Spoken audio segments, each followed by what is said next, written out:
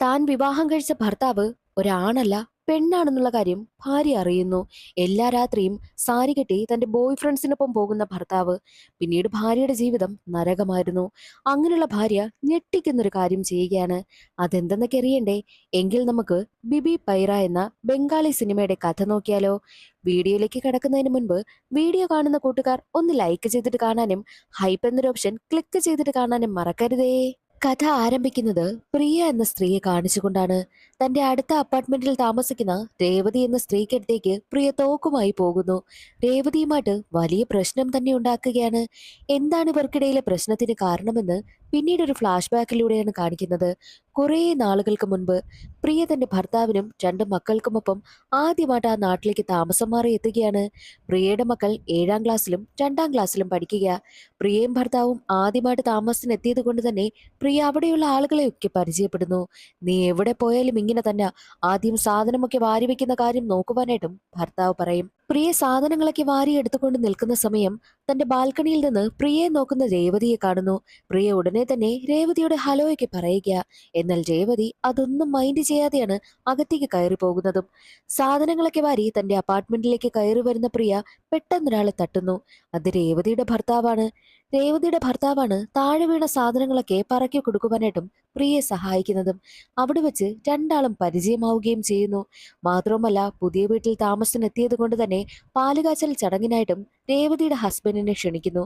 അങ്ങനെ പാലുകാച്ചൽ ചടങ്ങ് നടക്കുകയാണ്. ഒരുപാട് പേർ എത്തിയിട്ടുണ്ട്. പ്രിയയുടെ ഹസ്ബൻഡിന്റെ ഓഫീസിൽ വർക്ക് ചെയ്യുന്നവരും ഒക്കെ എത്തിയിട്ടുണ്ട്. ഓഫീസിന്റെ ഹെഡ് ആണെങ്കിലോ പ്രിയയുടെ ഹസ്ബൻഡിനെ ഒരുപാട് കളിയാക്കുന്നു. നല്ല രീതിയിലൊന്നും വർക്ക് ചെയ്യത്തില്ല. അതുകൊണ്ട് തന്നെയാണ് എല്ലാവരുടെയും മുന്നിലിട്ട് അപമാനിക്കുന്നതും. പ്രിയയാണെങ്കിലോ കിച്ചണിൽ നിൽക്കുന്ന സമയം പ്രിയയുടെ അമ്മയാണെങ്കിൽ പ്രിയയ്ക്കടുത്തേക്ക് എത്തുകയാണ്. എന്നിട്ട് അവളുടെ സാരി മാറ്റി നോക്കുന്ന സമയത്ത് അവളുടെ ദേഹത്താകെ മുറിവുകൾ ഉണ്ടായിരുന്നു. ഇപ്പോഴും അവന് ഒരു മാറ്റവും ഇല്ലല്ലേ എന്ന് അമ്മ ചോദിക്കുമ്പോൾ, എങ്ങനെ മാറാനാ, ഞാനിതെല്ലാം സഹിക്കുക അത് തന്നെയെന്ന് പ്രിയ സങ്കടത്തോടു കൂടി പറയുന്നു. അതിൽ നിന്നും പ്രിയയുടെ ഭർത്താവ് എന്നും പ്രിയയെ ഉപദ്രവിക്കുമെന്ന് മനസ്സിലാക്കാൻ കഴിയുമല്ലോ. പാലുകാച്ചൽ ചടങ്ങിൽ പങ്കെടുക്കുവാൻ വേണ്ടിയിട്ട് പ്രിയയുടെ ഹസ്ബൻഡിന്റെ സഹോദരിയും എത്തിയിട്ടുണ്ട്. മാത്രവുമല്ല, രേവതിയുടെ ഭർത്താവും എത്തുന്നു. സംസാരിച്ചുകൊണ്ട് നിൽക്കുന്ന സമയത്ത് തന്നെ പ്രിയ തലകറങ്ങി വീഴുകയാണ്. പ്രിയയ്ക്ക് ഉടനെ തന്നെ മിഠായിയും കൊടുക്കുന്നുണ്ട്. പ്രിയയ്ക്ക് ഷുഗർ ലോയാകും. അപ്പോൾ സ്വീറ്റ്സ് ഒക്കെ കഴിക്കുന്ന സമയത്താണ് ഏകദേശം ഓക്കെ ആകുന്നതും. അങ്ങനെ പ്രിയയാണെങ്കിലോ പാലുകാച്ചൽ ചടങ്ങൊക്കെ നല്ല രീതിക്ക് നടത്തുന്നു. അന്നേ ദിവസം രാത്രി ഫുഡ് കഴിക്കുവാൻ വേണ്ടിയിട്ട് പ്രിയയും ഹസ്ബൻഡും ഇരിക്കുന്ന സമയം പ്രിയ തന്റെ ഹസ്ബൻഡിനായിട്ട് ഫുഡ് എടുത്തുകൊണ്ട് വരിക. ആ ഫുഡ് കഴിച്ച ഹസ്ബൻഡ്, ആരെങ്കിലും ഈ ഒരു ആഹാരം കഴിക്കുമോ, ഇങ്ങനെയാണോ ആഹാരമൊക്കെ ഉണ്ടാക്കുന്നത് എന്നൊക്കെ പറഞ്ഞ് പ്രിയയെ വഴക്ക് പറയുകയും തല്ലുകയും ചെയ്യുന്നുണ്ട്. അവർ രണ്ടുപേരും വഴക്കു കൂടുന്നതെല്ലാം അടുത്ത റൂമിൽ കിടക്കുകയായിരുന്ന അവരുടെ മക്കൾ കേൾക്കുന്നു. മക്കൾക്ക് വല്ലാത്ത സങ്കടം. അവർക്കൊപ്പം പ്രിയയുടെ ഹസ്ബൻഡിന്റെ സഹോദരിയും ഉണ്ടായിരുന്നു. അച്ഛനും അമ്മയും വഴക്കു കൂടുന്നതൊന്നും നിങ്ങൾ ശ്രദ്ധിക്കേണ്ട എന്ന് പറഞ്ഞ് അവരെ സമാധാനിപ്പിക്കുകയാണ് സഹോദരി ചെയ്യുന്നത്. മറ്റൊരു വശത്ത് രേവതിയെ കാണിക്കുന്നു. രേവതിക്ക് അവളുടെ ജീവിതത്തിൽ ഒട്ടും തന്നെ സന്തോഷമേ ഇല്ല. നരക ജീവിതമാണ് രേവതി തന്റെ ഭർത്താവിനൊപ്പം നയിക്കുന്നതും. മറ്റൊരു വശത്ത് ഭർത്താവ് തന്നെ ഉപദ്രവിച്ചത് കൊണ്ട് തന്നെ ബാത്റൂമിൽ വന്നു നിന്ന് അതോർത്ത് കരയുകയാണ് ചെയ്യുന്നത്. അടുത്ത ദിവസം രാവിലെ തന്നെ തുണി വിരിക്കുവാൻ വേണ്ടിയിട്ട് ടെറസിലേക്ക് എത്തുകയായിരുന്നു പ്രിയ. അവിടെ വെച്ച് രേവതിയുടെ ഭർത്താവിനെ കാണുന്നു. രണ്ടുപേരും ഓൾറെഡി കൂട്ടായതുകൊണ്ട് തന്നെ രേവതിയുടെ ഭർത്താവ് പ്രിയയെ തന്റെ വീട്ടിലേക്ക് കൂട്ടിക്കൊണ്ടുവരും. അവൾക്ക് ചായയൊക്കെ കൊടുക്കുന്നു. എന്നാൽ ഇതൊക്കെ കാണുന്ന രേവതിക്ക് അതൊന്നും അത്ര ഇഷ്ടമാകുന്നതേയില്ല. ഭർത്താവിന് ജോലിക്ക് പോകാൻ ടൈം ആയതുകൊണ്ട് തന്നെ അയാൾ അവിടെ നിന്ന് പോകുന്നു. അതേസമയം പ്രിയക്കടുത്തേക്ക് എത്തുന്ന രേവതി, നിങ്ങൾക്ക് വീട്ടിൽ വേറെ ജോലിയൊന്നുമില്ലേ എന്ന് ചോദിക്കുന്നതിനാൽ ആ ഉണ്ട് ഉണ്ട് എന്ന് പറഞ്ഞ് പ്രിയ അവിടെ നിന്ന് പോവുകയും ചെയ്യുന്നു. എഴുന്നേറ്റ് പോകുന്ന പ്രിയയെ രൂക്ഷമായി നോക്കുകയാണ് രേവതി ചെയ്യുന്നത്. അതിനുശേഷം തന്റെ മേശയിൽ നിന്നും ഒരു മാല എടുത്തതിനു ശേഷം അതിന്റെ ഫോട്ടോ ആർക്കോ അയക്കുകയും ചെയ്യുന്നു. പ്രിയ തന്റെ രണ്ട് മക്കളെയും സ്കൂളിൽ വിട്ടിട്ട് വരുന്ന സമയം ബൈക്കിൽ ഒരു സ്ത്രീ പോകുന്നത് പ്രിയ ശ്രദ്ധിക്കുന്നു. ആ സ്ത്രീയുടെ മുഖം കണ്ടിട്ട് നല്ല പരിചയം. പക്ഷെ അവരാണെങ്കിലോ സാരി കൊണ്ട് മുഖം മറച്ചിരിക്കുകയാണ്. ചെറിയൊരു പയ്യനൊപ്പമാണ് ബൈക്കിൽ പോകുന്നതും. ഇതാ രേവതിയല്ലേ എന്നൊക്കെ പ്രിയ ചിന്തിക്കുന്നു. പ്രിയയ്ക്ക് എന്തോ നല്ല സംശയം തോന്നുകയാണ്. അന്നേ ദിവസം വൈകിട്ട് ആ ഒരു അപ്പാർട്ട്മെന്റിൽ താമസിക്കുന്ന എല്ലാ സ്ത്രീകളും കൂടി ടെറസിൽ വന്നു നിന്ന് സംസാരിക്കുകയാണ്. അവരുടെ ഭർത്താക്കന്മാരിൽ നിന്നും അവർ നേരിടുന്ന പ്രശ്നങ്ങളും ഓരോ കാര്യങ്ങളുമൊക്കെയായിരുന്നു അവർ സംസാരിച്ചു കൊണ്ടിരുന്നതും. കൂട്ടത്തിൽ പ്രിയയും ഉണ്ടായിരുന്നു. എന്നാൽ തന്റെ ഭർത്താവ് വരാൻ സമയമായതുകൊണ്ട് തന്നെ പേടിച്ച് പ്രിയ വേഗം തന്റെ വീട്ടിലേക്ക് പോകും. അതേസമയം സ്റ്റെപ്പിൽ വെച്ച് രേവതിയുടെ ഭർത്താവിനെ കാണുന്നു. രണ്ടുപേരും അറിയാതെ തട്ടുന്നത് കൊണ്ട് തന്നെ രേവതിയുടെ ഭർത്താവിന്റെ കയ്യിൽ നിന്നും ചെറിയൊരു പൊതി താഴെ വീഴും. അതിലുണ്ടായിരുന്നത് നല്ലൊരു സാരിയാണ്. സാരി കണ്ട പ്രിയ ഹായ്, നല്ല സാരിയാണല്ലോ, ഇത് രേവതിക്കാണോ എന്ന് ചോദിക്കുമ്പോൾ അതെ അതെ, ഞാൻ അവൾക്ക് സർപ്രൈസ് കൊടുക്കുവാനായിട്ട് വാങ്ങിയതാണെന്നും രേവതിയുടെ ഭർത്താവ് പറയും. ഇതുപോലൊരു സാരി പോലും എന്റെ ഭർത്താവ് എനിക്ക് വാങ്ങി തന്നിട്ടില്ല എന്ന് സങ്കടത്തോടു കൂടി പ്രിയ പറയുന്നു. സാരിയുമായിട്ട് വീട്ടിലേക്ക് എത്തുന്ന രേവതിയുടെ ഭർത്താവ് ആ സാരി രേവതിക്ക് കൊടുക്കുന്നില്ല, മറ്റൊരു സ്ഥലത്തേക്ക് മാറ്റിവെക്കുകയാണ്. ഇതെല്ലാം രേവതി ശ്രദ്ധിക്കുന്നു. രേവതിക്ക് വല്ലാതെ ദേഷ്യം വരികയാണ് ചെയ്യുന്നത്. ഇടയ്ക്കിടയ്ക്ക് രേവതി ചുമയ്ക്കുള്ള മരുന്ന് കുടിക്കാറുണ്ട്. ആ ഒരു ചുമയ്ക്കുള്ള മരുന്നും എടുത്ത് കുടിച്ചിട്ട് പോവുകയാണ് രേവതി ചെയ്യുന്നതും. രേവതിയുടെ ഭർത്താവ് ട്രിപ്പിന് പോകുവാൻ വേണ്ടിയിട്ടുള്ള കാര്യങ്ങളൊക്കെ റെഡിയാക്കുന്നു. അതെല്ലാം കാണുന്ന രേവതിക്ക് വല്ലാതെ ദേഷ്യം വരികയാണ് ചെയ്യുന്നത്. എന്നാൽ അതേ സമയം തന്നെയായിരുന്നു വീട്ടിലേക്ക് എത്തിയ പ്രിയ തന്റെ ഭർത്താവിന് നെഞ്ചുവേദന വന്ന് കിടക്കുന്നത് കാണുന്നത്. ഭർത്താവിന്റെ സഹോദരിയാണ് അടുത്തു നിന്ന് അവനെ ശുശ്രൂഷിക്കുന്നതും. നിന്റെ ഭർത്താവിന് നെഞ്ചുവേദന വന്നിട്ടും നീ എവിടെയാ പോയിരുന്നത്? തുണി വിരിക്കുവാനായിട്ട് നിനക്ക് ഇത്രയും സമയമോ? നിന്റെ ഭർത്താവിനെ നിനക്ക് നന്നായിട്ട് നോക്കാൻ അറിയില്ല എന്നൊക്കെ പറഞ്ഞാണ് സഹോദരി വഴക്ക് പറയുന്നതും. ഭർത്താവിന് വേണ്ടിയിട്ടുള്ള കാര്യങ്ങളൊക്കെ പ്രിയ ചെയ്തു കൊടുക്കുകയും ചെയ്യുന്നു. അങ്ങനെ ഏകദേശം ഓക്കെ ആവുകയാണ് ചെയ്യുന്നത്. അന്നേ ദിവസം വൈകിട്ട് തന്റെ സഹോദരിക്കൊപ്പം ഇരിക്കുകയായിരുന്നു പ്രിയയുടെ ഭർത്താവ്. സഹോദരി തന്റെ സഹോദരനോട് ചോദിക്കുന്നുണ്ട്, എന്താ നിനക്ക് പറ്റിയത്? നീ നിന്റെ ഭാര്യയുമായിട്ട് ഹാപ്പിയല്ലേ? അങ്ങനെയാണെങ്കിൽ നീ സോഫിയയ്ക്കൊന്ന് മെസ്സേജ് അയച്ച് നോക്കുവാനായിട്ടും തന്റെ സഹോദരി പറയുന്നു. സോഫിയ ആരെന്നാൽ പ്രിയയുടെ ഭർത്താവിന്റെ ആദ്യത്തെ കാമുകിയാണ്. അവളുമായിട്ട് എങ്ങനെ ഞാൻ കോണ്ടാക്ട് ചെയ്യാനാ? നമ്പറൊന്നും എന്റെ കയ്യിലില്ല എന്നുള്ള കാര്യം തന്റെ സഹോദരൻ പറയുമ്പോൾ അവൾ ഇൻസ്റ്റഗ്രാമിലുണ്ട്, നീ ഒരു മെസ്സേജ് അയക്കെന്ന് പറഞ്ഞിട്ട് സഹോദരിയാണെങ്കിലോ അവളുടെ ഇൻസ്റ്റഗ്രാം ID പറഞ്ഞു കൊടുക്കുന്നു. ഉടനെ തന്നെ പ്രിയയുടെ ഭർത്താവ് അതിലേക്ക് ഒരു മെസ്സേജ് അയക്കും. അപ്പോൾ തന്നെ റിപ്ലൈ വരികയും ചെയ്യുന്നുണ്ട്. അടുത്ത ദിവസം പ്രിയയുടെ വീട്ടിലേക്ക് ഇൻഷുറൻസ് ഏജന്റ് എത്തുകയാണ്. തന്റെ ഭർത്താവിനോടിരുന്ന് ഇൻഷുറൻസിന്റെ കാര്യമൊക്കെ സംസാരിക്കുന്നു. അതേ ഏജന്റ് തന്നെയാണ് രേവതിയുടെ വീട്ടിലേക്കും ചെല്ലുന്നത്. രേവതിയുടെ ഭർത്താവിനോടും ഇൻഷുറൻസിന്റെ കാര്യങ്ങളൊക്കെ സംസാരിക്കും. രേവതിയുടെ ഭർത്താവ് ജോലിക്ക് വേണ്ടിയിട്ട് റെഡിയാക്കുവാനായി പോകുന്ന സമയം രേവതി ആ പയ്യനെ വല്ലാതെ നോക്കുകയും അവൻ അടുത്തേക്ക് വന്നിട്ട് അവനെ തൊട്ട് തൊട്ട് സംസാരിക്കുകയും ചെയ്യുന്നു. തന്റെ മക്കളെ രണ്ടുപേരെയും സ്കൂളിൽ പറഞ്ഞു വിടുവാനായിട്ട് പുറത്തേക്ക് വന്നതായിരുന്നു പ്രിയ. അപ്പോൾ ദേ ആ ഒരു ഏജന്റ് പയ്യൻ ബൈക്ക് സ്റ്റാർട്ട് ആകാതെ അവിടെ നിൽക്കുന്നു. ആ പയ്യനെ കാണുന്ന ബാക്കിയുള്ള സ്ത്രീകൾ അവനെ കാണാൻ എന്ത് ഭംഗിയാ, എന്നും ഇൻഷുറൻസിന്റെ കാര്യം പറഞ്ഞ് ഞങ്ങളുടെയൊക്കെ വീട്ടിൽ വരാറുണ്ടെന്നും അവരൊക്കെ പറയുന്നു. അവനെക്കുറിച്ച് അവർ പുകഴ്ത്തി പറയുന്നത് കേട്ട് അവരൊക്കെ കളിയാക്കി ചിരിക്കുകയാണ് പ്രിയ ചെയ്യുന്നത്. എന്നാൽ അതേ സമയം തന്നെയായിരുന്നു ആ പയ്യന്റെ ബൈക്ക് കാണുമ്പോൾ പ്രിയയ്ക്കൊരു കാര്യം ഓർമ്മ വരുന്നത്. മുൻപൊരു ദിവസം തന്റെ രണ്ട് മക്കളെയും കൊണ്ടുവിട്ടിട്ട് വരുന്ന സമയം റോഡിലൂടെ ഒരു സ്ത്രീ മുഖമൊക്കെ മറച്ചിട്ട് ഒരു പയ്യന്റെ ബൈക്കിൽ പോകുന്നത് കണ്ടില്ലേ? അത് രേവതിയാണോ എന്ന സംശയം പ്രിയയ്ക്ക് തോന്നിയിരുന്നല്ലോ. അതേ ബൈക്ക് തന്നെയാണല്ലോ ഇതെന്നും പ്രിയ സംശയിക്കുന്നു. അതേ സമയമായിരുന്നു പ്രിയയ്ക്കടുത്തേക്ക് പ്രിയയുടെ ഹസ്ബൻഡ് വന്നിട്ട്, നിനക്ക് വീട്ടിൽ ജോലിയൊന്നുമില്ലേ? കയറി പോകുവാനായിട്ടും അവളോട് പറയുന്നു. അന്നേ ദിവസം രാത്രി രണ്ടാളും ഉറങ്ങുവാനായി കിടക്കുകയാണ്. പ്രിയയാണെങ്കിലോ എപ്പോഴും കൂർക്കം വലിക്കും. അതുകൊണ്ട് തന്നെ പ്രിയയുടെ ഹസ്ബൻഡിന് പ്രിയയുടെ അടുത്ത് ഒന്ന് കിടക്കുന്നതിന് പോലും അത്ര ഇഷ്ടമേ അല്ല. അന്നേ ദിവസം രാത്രി തന്നെ എല്ലാവരെയും ഞെട്ടിക്കുന്നൊരു വാർത്തയാണ് കേട്ടത്. രേവതിയുടെ ഹസ്ബൻഡ് മരണപ്പെട്ടിരിക്കുന്നു. ഉടനെ തന്നെ എല്ലാവരും രേവതിയുടെ വീട്ടിലേക്ക് പോവുകയാണ്. രേവതി വെള്ള സാരിയൊക്കെ ഉടുത്തിരുന്ന് കരയുക. രേവതിയുടെ അമ്മയും രേവതിക്കടുത്തേക്ക് എത്തിയിട്ട് എന്റെ അതേ അവസ്ഥ തന്നെ നിനക്കും വന്നല്ലോ എന്ന് പറഞ്ഞ് പൊട്ടിക്കരയുകയും ചെയ്യുന്നു. അങ്ങനെ മരണാനന്തര ചടങ്ങുകളെല്ലാം നല്ല രീതിക്ക് കഴിയുകയാണ്. രേവതിയുടെ ഹസ്ബൻഡിന് ഇൻഷുറൻസ് ഉള്ളത് കൊണ്ട് തന്നെ ഇൻഷുറൻസിന്റെ കാശൊക്കെ ആ ഏജന്റ് പയ്യൻ വാങ്ങി നൽകുകയും ചെയ്യുന്നു. കാശ് കിട്ടിയ ഉടനെ തന്നെ രേവതി തന്റെ അമ്മയെ കെട്ടിപ്പിടിച്ചിട്ട് നമ്മൾ വിചാരിച്ചതുപോലെ തന്നെ കാര്യങ്ങളൊക്കെ നടന്നു എന്ന് പറയും. അതേ സമയമായിരുന്നു അവരുടെ വീട്ടിലേക്ക് ദേ പ്രിയ വരുന്നു. രേവതി ഒരു വാഷിംഗ് മെഷീൻ ഓർഡർ ചെയ്തിരുന്നു. അത് അഡ്രസ്സ് മാറി നേരെ കൊണ്ടുവന്നത് പ്രിയയുടെ വീട്ടിലേക്കാണ്. പ്രിയ ഇപ്പോൾ അവരെയും കൂട്ടി രേവതിയുടെ വീട്ടിലേക്ക് വരും. രേവതിയെ കാണുമ്പോൾ പ്രിയയ്ക്ക് നല്ല സംശയം. ഹസ്ബൻഡ് മരിച്ചിട്ട് കുറച്ചു ദിവസം മാത്രമേ ആയുള്ളൂ, പെട്ടെന്ന് തന്നെ വാഷിംഗ് മെഷീനൊക്കെ വാങ്ങുന്നു. അവരുടെ പെരുമാറ്റത്തിൽ എന്തൊക്കെയോ വശപ്പിശക് പ്രിയയ്ക്ക് തോന്നുന്നു. അതേ സമയമായിരുന്നു ഏജന്റ് പയ്യനും അവിടേക്ക് വരുന്നത്. ഏജന്റ് പയ്യൻ പ്രിയ അവിടെ നിൽക്കുന്നത് ശ്രദ്ധിക്കാതെ തന്നെ രേവതിയോട് പറയുന്നുണ്ട്, കാശൊക്കെ കിട്ടിയപ്പോൾ നിങ്ങൾക്ക് ഇഷ്ടമുള്ള രീതിയിൽ സാധനങ്ങളൊക്കെ വാങ്ങുകയാണല്ലോ എന്നൊക്കെ പറഞ്ഞ് അവരെ ഒന്ന് കുത്തി കുത്തി സംസാരിക്കും. എന്നാൽ ഉടനെ തന്നെ രേവതി പ്രിയ അവിടെ നിൽക്കുന്നുവെന്ന് കണ്ണു കാണിക്കുകയും ചെയ്യുന്നുണ്ട്. ഉടനെ തന്നെ അവൻ വിഷയം മാറ്റുകയാണ്. പ്രിയയും അവിടെ നിന്ന് പോവുകയും ചെയ്യുന്നു. പിന്നീട് അങ്ങോട്ടുള്ള ദിവസങ്ങളിലെല്ലാം രേവതിയുടെ വീട്ടില് ഒരുപാട് സാധനങ്ങളൊക്കെ വന്നുകൊണ്ടേയിരുന്നു. മാത്രവുമല്ല ഇടയ്ക്കിടയ്ക്ക് ഏജന്റ് പയ്യനെ കാണുകയും സംസാരിക്കുകയും ഒക്കെ ചെയ്യുന്നതെല്ലാം പ്രിയ ശ്രദ്ധിക്കുന്നുമുണ്ട്. അവരെന്താണ് സംസാരിക്കുന്നതെന്ന് ഒളിഞ്ഞു കേൾക്കുവാനായി ശ്രമിക്കും, പക്ഷേ നടക്കത്തില്ല. അങ്ങനെ ഇരിക്കെ ഒരു ദിവസം ടെറസിൽ തുണി പറക്കുവാനായി എത്തിയതായിരുന്നു രേവതി. രേവതിക്കടുത്തേക്ക് ഏജന്റ് പയ്യനും വരുന്നുണ്ട്. ഏജന്റ് പയ്യനും രേവതിയും സംസാരിക്കുന്നതെല്ലാം എന്താണെന്ന് ശ്രദ്ധിക്കുവാൻ വേണ്ടിയിട്ട് പ്രിയ ശ്രമിക്കും, പക്ഷേ നടക്കുന്നതേയില്ല. ഉടനെ തന്നെ ആ പയ്യൻ പോകുവാനായി ഇറങ്ങുമ്പോൾ അയ്യോ എന്നെ കാണുമല്ലോ എന്ന് പേടിച്ച് പ്രിയ അവിടെ നിന്നും ഓടിപ്പോകുന്നത് രേവതിയുടെ വീട്ടിലേക്കാണ്. അവിടെ കയറി അവൾ ഒളിച്ചിരിക്കും. പക്ഷേ പ്രിയ അവിടെ വന്ന് ഒളിച്ചിരിക്കുന്ന കാര്യമൊന്നും രേവതിക്ക് അറിയത്തേയില്ല. പോകുവാനായി ഇറങ്ങിയ ഏജന്റ് പയ്യനെയും വിളിച്ചുകൊണ്ട് രേവതി തന്റെ വീട്ടിലേക്ക് വരുന്നു. എന്നിട്ട് അവർ രണ്ടുപേരും നിന്ന് സംസാരിക്കുകയാണ്. നീ എപ്പോഴാ എന്റെ വീഡിയോ തരുന്നത്? എന്റെ ഭാര്യ പ്രഗ്നന്റ് ആയി ഇരിക്കുകയാണ്, ഇത് പ്രശ്നമാക്കരുത്. അഥവാ നീ എന്തെങ്കിലും പ്രശ്നമാക്കുകയാണെങ്കിൽ ഇൻഷുറൻസ് കാശിന് വേണ്ടിയിട്ട് നീയും നിന്റെ അമ്മയും ചേർന്ന് പ്ലാൻ ചെയ്ത് നിന്റെ ഭർത്താവിനെ കൊന്നതാണെന്ന് ഞാൻ എല്ലാവരെയും അറിയിക്കുമെന്നും ആ പയ്യൻ പറയുന്നു. ഇതെല്ലാം കേട്ട് ഷോക്കായി നിൽക്കുകയാണ് പ്രിയ. അപ്പോഴേക്കും പ്രിയയുടെ വയറ്റിന് എന്തൊക്കെയോ അസ്വസ്ഥത തോന്നുന്നു. വയറ്റിൽ നിന്നും വലിയ ശബ്ദങ്ങളൊക്കെ പുറത്തേക്ക് വരികയാണ്. വീട്ടിൽ നിന്നും എന്തൊക്കെയോ വല്ലാത്ത ശബ്ദങ്ങൾ വരുന്നതെല്ലാം രേവതിയും ഏജന്റും അവളുടെ അമ്മയും ഒക്കെ ശ്രദ്ധിക്കുന്നു. ഇനി ഇവിടെ നിന്നാൽ ശരിയാകില്ല എന്ന് ചിന്തിച്ച പ്രിയ പുറത്തേക്ക് വരിക. ഞാൻ എന്റെ വീടാണെന്ന് കരുതി ഓടി കയറിയതാണ്. സോറി, നിങ്ങൾ പറഞ്ഞതോ സംസാരിച്ചതോ ഒന്നുമായിട്ടുള്ള കാര്യങ്ങളൊന്നും ഞാൻ കേട്ടിട്ടേയില്ല, ഞാൻ ശ്രദ്ധിച്ചിട്ടുമില്ല എന്ന് പറഞ്ഞ് പോകുവാനായി ഇറങ്ങുമ്പോഴോ രേവതിയും ഏജന്റും അവളുടെ അമ്മയും ചേർന്ന് പ്രിയയെ പിടികൂടുന്നു.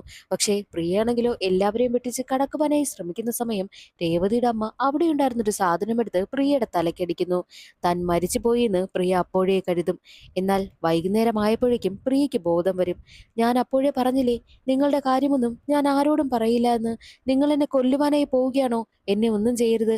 എന്റെ മക്കൾ ഇപ്പോൾ വീട്ടിൽ വന്ന് കാണും. എനിക്ക് അവർക്ക് പോയി ആഹാരമൊക്കെ ഉണ്ടാക്കി കൊടുക്കണമെന്നും പ്രിയ പറയുന്നു. എന്നാൽ അതിന് മറുപടിയായിട്ട് രേവതിയും അമ്മയും പറയുന്നത്, ഞങ്ങൾ എന്തിനാണ് ഇങ്ങനെയൊക്കെ ചെയ്തതെന്ന് നീ അറിയണം. ആ കാര്യം എന്താണെന്ന് അറിഞ്ഞു കഴിഞ്ഞാൽ ഞങ്ങൾ ചെയ്തത് ശരിയാണോ തെറ്റാണോ എന്നുള്ളത് നീ പറയുവാനായിട്ടും രേവതി പറയുന്നു. നിങ്ങളുടെ കഥയൊന്നും കേൾക്കുവാനായിട്ട് എനിക്കിപ്പോൾ സമയമില്ല. ഞാൻ എന്റെ വീട്ടിലേക്ക് പൊയ്ക്കോട്ടെ എന്ന് ചോദിച്ച് പ്രിയ പോകുവാനായി ഇറങ്ങുമ്പോഴോ എന്തോ ചെയ്യുമെന്ന് പറഞ്ഞ് രേവതിയും അമ്മയും അവളെ അവിടെ നിന്ന് പറഞ്ഞു വിടുന്നു. അതേസമയം പ്രിയയുടെ ഭർത്താവിനെയാണ് കാണിക്കുന്നത്. പ്രിയയുടെ ഭർത്താവ് തന്റെ പഴയ കാമുകിയായ സോഫിയുമായിട്ട് ഫോണിൽ സംസാരവും ഒക്കെയാണ്. അതെല്ലാം അവിടെ നിൽക്കുന്ന മാനേജർ ശ്രദ്ധിക്കുന്നുണ്ട്. ജോലി മാത്രം ചെയ്യില്ല, ബാക്കി എല്ലാം ചെയ്യാൻ നല്ല മിടുക്കാണെന്നുമൊക്കെ പറഞ്ഞ് അവനെ അപമാനിക്കുന്നു. പ്രിയയുടെ ഭർത്താവ് വീട്ടിലേക്ക് വന്നതും കാര്യങ്ങളെല്ലാം ഭർത്താവിനോട് തുറന്നു പറയണോ വേണ്ടയോ എന്ന സംശയത്തിൽ നിൽക്കുകയാണ് പ്രിയ. എല്ലാം അങ്ങ് തുറന്നു പറയാമെന്ന് കരുതി തന്റെ ഭർത്താവിനോട് പറയുവാനായിട്ട് ഒരുങ്ങുന്ന അതേ സമയം തന്നെയായിരുന്നു രേവതിയും രേവതിയുടെ അമ്മയും അവരുടെ വീട്ടിലേക്ക് വരുന്നത്. ഇത് അമ്പലത്തിൽ പ്രസാദമാണെന്ന് പറഞ്ഞ് പ്രസാദം കൊടുക്കുന്നു. പക്ഷേ അതിൽ വല്ല വിഷയവും ചേർത്തിട്ടുണ്ടായിരിക്കുമോ എന്ന സംശയം പ്രിയയ്ക്കുണ്ടാകുന്നു. അത് മനസ്സിലാക്കിയ രേവതി അതിൽ നിന്നും കുറച്ചെടുത്ത് കഴിച്ചിട്ടാണ് പ്രിയയ്ക്കൊക്കെ കൊടുക്കുന്നത്. പ്രിയ അവർക്ക് രണ്ടുപേർക്കും ചായ ഇട്ട് കൊടുക്കുവാൻ വേണ്ടിയിട്ട് കിച്ചണിലേക്ക് എത്തുന്നു. എന്നാൽ അതേസമയം പ്രിയയുടെ പിന്നാലെ വന്ന രേവതി പ്രിയയുടെ ദേഹത്തെ മുറിവുകളും ചതവുകളും കാണുന്നു. ഇത് നിന്റെ ഭർത്താവിനെ കാരണം ഉണ്ടായതാണല്ലേ? എന്റെ ഭർത്താവും ഇതുപോലെ തന്നെയായിരുന്നു, ഒരു മൃഗമായിരുന്നു. ഞാൻ ഇതേ അവസ്ഥയിലൂടെ കടന്നു പോയിട്ടുണ്ട്. പക്ഷേ അതിന് ഞാനൊരു അവസാനം കണ്ടെത്തിയിരുന്നു. അതുപോലെ നിനക്കും സമാധാനം വേണ്ടേ? ഞാൻ നിന്നെ സഹായിക്കാം. ഞാൻ എന്തിനാണ് അങ്ങനെ ചെയ്തത്, എന്റെ പ്രശ്നം എന്തായിരുന്നു എന്നൊക്കെ നീ അറിഞ്ഞു കഴിഞ്ഞാൽ ഉറപ്പായിട്ടും നിന്റെ കണ്ണ് വരെ നിറഞ്ഞു പോകും. അതെന്താണെന്നുള്ള കാര്യം ഞാൻ പറയാമെന്ന് പറഞ്ഞിട്ടാണ് രേവതി അവളെ ആശ്വസിപ്പിച്ചിട്ട് അവിടെ നിന്ന് പോകുവാനായി ഇറങ്ങുന്നത്. നിങ്ങൾ നിങ്ങളുടെ ഭാര്യയെ നന്നായിട്ട് നോക്കണമെന്ന് പ്രത്യേകം പ്രിയയുടെ ഭർത്താവിനോടും പറഞ്ഞിട്ട് അവൾ വീട്ടിലേക്ക് പോകുന്നു. അന്നേ ദിവസം രാത്രി അമ്മയും മകളും സങ്കടത്തോടു കൂടിയാണ് ഉറങ്ങുവാനായി കിടന്നത്. അടുത്ത ദിവസം ടെറസിൽ തുണി വിരിച്ചുകൊണ്ടിരിക്കുകയായിരുന്ന പ്രിയയ്ക്കടുത്തേക്ക് രേവതിയുടെ അമ്മ വരുന്നു. എത്രയും വേഗം രേവതിയെ കാണുവാൻ വേണ്ടിയിട്ട് വരണം, അവൾക്കൊട്ടും സുഖമില്ല എന്ന് പറയും. അത് കേട്ട് ഉടനെ തന്നെ പ്രിയ രേവതിയെ കാണുവാൻ വേണ്ടിയിട്ടും എത്തും. രേവതി അളവിൽ കൂടുതൽ മരുന്ന് കഴിച്ചത് കൊണ്ട് തന്നെ അവൾ വല്ലാതെ അവശയായിരിക്കുകയാണ്. എന്താ നിങ്ങളുടെ പ്രശ്നം, എന്തിനാ നിങ്ങൾ ഇങ്ങനെയൊക്കെ ചെയ്യുന്നതെന്ന് പ്രിയ ചോദിക്കുമ്പോഴോ എന്താണ് രേവതിക്ക് സംഭവിച്ചതെന്നുള്ള കാര്യം അവർ തുറന്നു പറയുവാനായും ആരംഭിക്കുന്നു. സത്യത്തിൽ രേവതിയുടെ ഭർത്താവ് പുറമേ ആണാണെങ്കിലും അയാൾ മനസ്സുകൊണ്ടൊരു പെണ്ണാണ്. നാട്ടുകാരെയും ബന്ധുക്കളെയും ബോധിപ്പിക്കുവാൻ വേണ്ടിയിട്ട് മാത്രമാണ് അയാൾ വിവാഹം കഴിച്ചത്. കല്യാണം കഴിഞ്ഞ അന്നു മുതൽ രാത്രി സമയങ്ങളിലെല്ലാം അയാൾ സാരി കെട്ടുമായിരുന്നു. എന്നിട്ട് അയാളുടെ ബോയ് ഫ്രണ്ട്സിനൊപ്പം അയാൾ പുറത്തു പോകും. ചില സമയങ്ങളിലൊക്കെ അയാളുടെ ബോയ് ഫ്രണ്ട്സിനെല്ലാം വീട്ടിലേക്ക് കൂട്ടിക്കൊണ്ടുവരികയും മദ്യപിക്കുകയും ഒക്കെ ചെയ്യുന്നുണ്ട്. അതെല്ലാം കണ്ട് സഹികെട്ടാണ് രേവതി അവിടെ കഴിഞ്ഞിരുന്നതും. രേവതി എപ്പോഴും ഒരു മൂലയിൽ ഒഴിഞ്ഞു മാറിയിരിക്കാറാണ് പതിവ്. മാത്രമല്ല അവളുടെ കണ്ണിൽ കാണാൻ പാടില്ലാത്ത പല കാര്യങ്ങളും അവൾ കാണുകയും ചെയ്യുന്നുണ്ട്. അയാളാണെങ്കിൽ ഒരു ദിവസം സാരി വാങ്ങിക്കൊണ്ടുവരുന്നത് പ്രിയ കണ്ടില്ലേ? അത് രേവതിക്ക് വേണ്ടി ആയിരുന്നില്ല, അയാൾക്ക് തന്നെ ഉടുക്കാൻ വേണ്ടിയിട്ടാണ് സാരി വാങ്ങിക്കൊണ്ടുവന്നതും. എന്നാൽ ഒരു ദിവസം അയാളും അയാളുടെ കൂട്ടുകാരും മദ്യപിച്ചിരിക്കുന്ന സമയം രേവതിയും അവർക്കിടയിലേക്ക് ക്ഷണിക്കുന്നു. അവരെല്ലാവരും രേവതിയോട് മോശമായിട്ട് പെരുമാറുവാനായും ശ്രമിക്കും. അന്നേ ദിവസം അവരുടെ കയ്യിൽ നിന്നും രക്ഷപ്പെട്ട് ടെറസിൽ പോയാണ് അന്നേ ദിവസം രാത്രി മുഴുവൻ അവൾ കഴിഞ്ഞുകൂടിയത്. രാവിലെ ഉറക്കമുണർന്ന് തന്റെ ഭർത്താവിനടുത്തേക്ക് വരുന്നു. കിടക്കുകയായിരുന്നു. ഭർത്താവിന് അപ്പോഴാണ് ബോധം വന്നത്. ഈ ഒരു കാര്യം പറഞ്ഞ് രണ്ടുപേരും തമ്മിൽ വലിയ പ്രശ്നമാകും. എന്നാൽ രേവതിയുടെ ഭർത്താവ് രേവതിയെ ഒരുപാട് ഉപദ്രവിക്കുകയാണ് ചെയ്യുന്നത്. ഈ ഉപദ്രവമൊക്കെ കൂടി വന്നുകൊണ്ടേയിരുന്നത് കൊണ്ട് തന്നെ രേവതി തന്റെ അമ്മയോട് വിളിച്ച് കാര്യങ്ങളെല്ലാം അവതരിപ്പിക്കുന്നു. ഇങ്ങനെ ഒരുത്തൻ ജീവിച്ചിരിക്കാനേ പാടില്ല എന്ന് ചിന്തിച്ച് രേവതിയും അമ്മയും ഒരു കാര്യം പ്ലാൻ ചെയ്യുന്നു. അപ്പോഴാണ് അവരുടെ വലയിൽ ഏജന്റ് വന്ന് വീഴുന്നത്. ഏജന്റിനെ ഒരു ദിവസം തന്റെ വീട്ടിലേക്ക് ക്ഷണിച്ച രേവതി ആരും അറിയാതെ അവനുമായിട്ട് മറ്റൊരു രീതിയിൽ ഇടപഴകുന്നത് പോലെയൊക്കെ അവൾ പെരുമാറുകയും അതെല്ലാം വീഡിയോ ഷൂട്ട് ചെയ്ത് വെക്കുകയും ചെയ്യുന്നു. സത്യത്തിൽ അവർ തമ്മിൽ ഒന്നുമൊന്നും നടന്നില്ല. നടക്കുവാനായി പോകുന്നത് പോലെ അവൾ വീഡിയോ ഷൂട്ട് ചെയ്തു. എന്നിട്ട് നിന്റെ ഭാര്യ പ്രഗ്നന്റ് അല്ലേ, എത്രയും വേഗം വീട്ടിലേക്ക് പോയെന്ന് അവനോട് പറഞ്ഞ് അവിടെ നിന്ന് പറഞ്ഞു വിടുകയാണ് ചെയ്യുന്നത്. വീഡിയോ ഷൂട്ട് ചെയ്ത് വെച്ചിരിക്കുന്ന കാര്യമൊന്നും ഏജന്റിന് അറിയത്തില്ല. അടുത്ത ദിവസം മുതൽ ആ ഒരു വീഡിയോ കാണിച്ച് അവനെ ബ്ലാക്ക്മെയിൽ ചെയ്യുവാനേയും തുടങ്ങി. നിന്റെ ഭാര്യ ഇത് കാണിക്കും, അല്ല എന്നുണ്ടെങ്കിൽ ഞാൻ പറയുന്ന കാര്യമെല്ലാം അനുസരിക്കണമെന്നും രേവതി പറയുന്നു. അവൻ പേടിച്ച് അവർ പറയുന്ന കാര്യങ്ങളൊക്കെ അനുസരിക്കുകയാണ്. രേവതിയും കൂട്ടി അവൻ നേരെ പോകുന്നത് ഈ വാടക കൊലയാളികളിലെ അവർക്കടുത്തേക്കാണ്. അങ്ങനെ അവർക്ക് കാശും കൊടുത്ത് എല്ലാ കാര്യങ്ങളും റെഡിയാക്കും. ഒരു ദിവസം രാത്രി രേവതിയുടെ ഭർത്താവ് ജോലിയൊക്കെ കഴിഞ്ഞ് തന്റെ കാറിൽ തിരികെ വരുന്ന സമയം ഒരു വണ്ടി കൊണ്ടുവന്നിടിച്ച് അയാളെ കൊന്നുകളയുകയാണ് ചെയ്തത്. ഇതെല്ലാം ചെയ്തത് രേവതിയും രേവതിയുടെ അമ്മയും ഏജന്റും ചേർന്ന. ഈ കാര്യങ്ങളെല്ലാം രേവതി പ്രിയയോട് പറയുകയായിരുന്നു. കഥകളെല്ലാം കേട്ടുകഴിഞ്ഞ പ്രിയയ്ക്ക് ആകെ സങ്കടമാകും. ഇത്രയും നാൾ ഞാൻ നിങ്ങളെ തെറ്റിദ്ധരിക്കുകയായിരുന്നു ചെയ്തിരുന്നത്. പക്ഷേ നിങ്ങളുടെ ഭാഗത്ത് ശരിയുണ്ടെന്ന് എനിക്ക് മനസ്സിലായി. നിങ്ങൾ ഒരുപാട് കഷ്ടപ്പെട്ടു അല്ലേ എന്ന് പറഞ്ഞ് അവൾ ഒരുപാട് കരയുന്നു. രേവതിയെ സമാധാനിപ്പിക്കുകയും ചെയ്യും. അങ്ങനെ തന്നെ വീട്ടിലേക്ക് പോകുന്ന സമയം തന്നെയായിരുന്നു പ്രിയയുടെ ഭർത്താവ് പുറത്തുനിന്ന് ഫോണിൽ സംസാരിക്കുന്നത് പ്രിയ ശ്രദ്ധിക്കുന്നത്. അയാൾ സംസാരിക്കുന്നതിൽ നിന്നും എക്സ് ലവറിനെയാണ് വിളിക്കുന്നതെന്നും മാത്രവുമല്ല ഉടനെ തന്നെ പ്രിയയെ ഡിവോഴ്സ് ചെയ്യുമെന്നും ഡിവോഴ്സ് കഴിഞ്ഞാൽ ഉടനെ തന്നെ നമുക്ക് വിവാഹം കഴിക്കാമെന്നും പ്രിയയുടെ ഭർത്താവ് പറയുന്നത് പ്രിയ കേൾക്കുന്നു. അത് കേട്ട് മനസ്സ് തകർന്ന പ്രിയ നേരെ വരുന്നത് രേവതിക്കടുത്തേക്കാണ്. ഈ കാര്യങ്ങളെല്ലാം രേവതിയോട് തുറന്നു പറയുന്നു. അന്നേ ഞാൻ പറഞ്ഞില്ലേ ഇവനൊന്നും ജീവിച്ചിരിക്കാൻ യോഗ്യനല്ല എന്ന് രേവതി പറയും. അടുത്ത ദിവസം മുതൽ പ്രിയയുടെ ഭർത്താവ് എവിടെയൊക്കെ പോകുന്നോ അവിടെയൊക്കെ അയാളെ ഫോളോ ചെയ്ത് രേവതിയും പ്രിയയും പോകുന്നു. അവർ ഇപ്പോൾ എത്തിയിരിക്കുന്നത് ഒരു മാളിലേക്കാണ്. അവിടെ പ്രിയയുടെ ഭർത്താവും പ്രിയയുടെ ഭർത്താവിന്റെ കാമുകിയായിട്ടുള്ള സോഫിയുമുണ്ട്. അവർ രണ്ടുപേരും സംസാരിക്കുക. അവർ രണ്ടുപേരും മാത്രമായിരുന്നില്ല ഉണ്ടായിരുന്നത്, പ്രിയയുടെ ഭർത്താവിന്റെ സഹോദരിയുമുണ്ട്. ഓഹോ, അപ്പോൾ എല്ലാത്തിനും സപ്പോർട്ട് ഇവരാണല്ലേ എന്നൊക്കെ അവർ ചിന്തിക്കുന്നു. എന്നാൽ ഇതെല്ലാം കണ്ടുകൊണ്ട് നിൽക്കുന്ന പ്രിയ ആകെ തകർന്നു പോവുകയാണ്. തന്റെ ഭർത്താവ് തന്നെ ഡിവോഴ്സ് ചെയ്തു കഴിഞ്ഞാൽ ഈ രണ്ട് കുട്ടികളെയും കൊണ്ട് താൻ ഈ സമൂഹത്തിൽ എങ്ങനെ ജീവിക്കും, തനിക്ക് വേറൊരു വരുമാന മാർഗമോ ഒന്നും തന്നെ ഇല്ല എന്നൊക്കെ പറഞ്ഞ് അവൾ കരയുന്നു. അത് കേൾക്കുകയായിരുന്ന രേവതിക്ക് വല്ലാതെ ദേഷ്യം വരികയും ഒരു സ്ത്രീക്ക് ഇവിടെ സമൂഹത്തിൽ ജീവിക്കുവാനായിട്ട് ഒരു പുരുഷൻ തന്നെ വേണമെന്നില്ല, നല്ല ധൈര്യമായിട്ട് ജീവിക്കാൻ കഴിയും. ഞാൻ അന്നേ പറഞ്ഞില്ലേ ഇയാളുടെ കാര്യം നമുക്ക് അവസാനിപ്പിക്കണമെന്നൊക്കെ രേവതി പറയുന്നു. രണ്ടുപേരും അവിടെ നിന്ന് നേരെ പോകുന്നത് ഒരു പബ്ബിലേക്കാണ്. അവിടെ ഇരുന്ന് അവർ സംസാരിക്കുകയും മദ്യപിക്കുകയും ഒക്കെ ചെയ്യുന്നത് പ്രിയയുടെ ഹസ്ബൻഡിന്റെ കൂട്ടുകാരൻ കാണുന്നുണ്ട്. അന്നേ ദിവസം വീട്ടിലേക്ക് പ്രിയ എത്തുന്നത് കുടിച്ച് ബോധമില്ലാതെയാണ്. അത് കാണുന്ന പ്രിയയുടെ ഹസ്ബൻഡ് നീ ഇപ്പോൾ കുടിച്ചിട്ടാണോ വീട്ടിലേക്ക് വന്നിരിക്കുന്നതെന്ന് പറഞ്ഞ് അവളെ വഴക്ക് പറയുന്നു. അതെ, ഞാൻ കുടിച്ചിട്ട് തന്നെ വന്നിരിക്കുന്നത്. നിങ്ങൾക്ക് വീട്ടിൽ വന്നിരുന്ന് മദ്യപിക്കാം, എനിക്ക് വീട്ടിലേക്ക് കുടിച്ചിട്ട് വരാൻ കഴിയില്ലേ എന്നൊക്കെ അവൾ ചോദിക്കുന്നു. വീട്ടിൽ നടക്കുന്നതെല്ലാം കണ്ടുകൊണ്ട് നിൽക്കുന്ന മകളോട് ഞാൻ എന്തുമാത്രം കഷ്ടപ്പാടാണ് അനുഭവിക്കുന്നതെന്ന് നിനക്കറിയുമോ? ഓരോ രാത്രിയും നിന്റെ അച്ഛൻ എന്നെ ഒരുപാട് ഉപദ്രവിക്കും. വേദനയും സങ്കടവും സഹിച്ചുകൊണ്ടാണ് ഞാൻ ഓരോ രാത്രിയും ഉറങ്ങുവാനായി കിടക്കുന്നതെന്ന് പ്രിയ തന്റെ സങ്കടമെല്ലാം മകളോട് പറയുന്നു. എന്നാൽ അത് കേട്ടുകൊണ്ട് നിൽക്കുകയായിരുന്ന പ്രിയയുടെ ഹസ്ബൻഡ് മകളെ റൂമിലേക്ക് പറഞ്ഞു വിട്ടിട്ട് പ്രിയ തന്റെ റൂമിലേക്ക് കൂട്ടിക്കൊണ്ടുവന്ന് അവളെ ഒരുപാട് ഉപദ്രവിക്കുന്നു. പ്രിയയുടെ കരച്ചിലാണെങ്കിൽ അവിടെ ഉയർന്നു കേൾക്കുകയാണ്. അത് അടുത്ത വീട്ടിലായിരുന്ന രേവതിയും കേൾക്കുന്നുണ്ട്. രേവതിക്ക് വല്ലാതെ ദേഷ്യം വരികയാ. പ്രിയയുടെ ഭർത്താവിന്റെ കഥ കഴിക്കുന്നതിന് വേണ്ടിയിട്ട് രേവതി ഏർപ്പാടാക്കിയത് ഏജന്റിനെ തന്നെയാണ്. അങ്ങനെ അവർ നാലുപേരും ചേർന്ന് എങ്ങനെ അയാളെ കൊല്ലാമെന്ന് പ്ലാൻ ചെയ്യുന്നു. രേവതി പറയുന്നത് മോഷ്ടിക്കുവാൻ വേണ്ടിയിട്ട് കുറച്ച് ആളുകളെ പ്രിയയുടെ വീട്ടിലേക്ക് പറഞ്ഞുവിടും. പക്ഷേ പ്രിയയുടെ ഒരു സാധനങ്ങളും മോഷ്ടിക്കത്തില്ല. പകരം പ്രിയയുടെ ഭർത്താവിന്റെ സാധനങ്ങളൊക്കെ മോഷ്ടിക്കുന്നത് വിധം ചെയ്തിട്ട് എന്നിട്ട് അയാളെ കൊന്നതിന് ശേഷം വീട്ടിൽ നിന്ന് പുറത്തേക്ക് വരും. ഇതായിരുന്നു അവരുടെ പ്ലാൻ. ആ ഒരു പ്ലാനിന് പ്രിയയും സമ്മതിക്കുകയാണ്. കൃത്യമായിട്ടുള്ള സമയം വരുമ്പോൾ താൻ സിഗ്നൽ കൊടുക്കാമെന്ന് പ്രിയ പറയുകയും ചെയ്യുന്നു. അങ്ങനെ അവർ പ്ലാൻ ചെയ്ത ദിവസമെത്തി.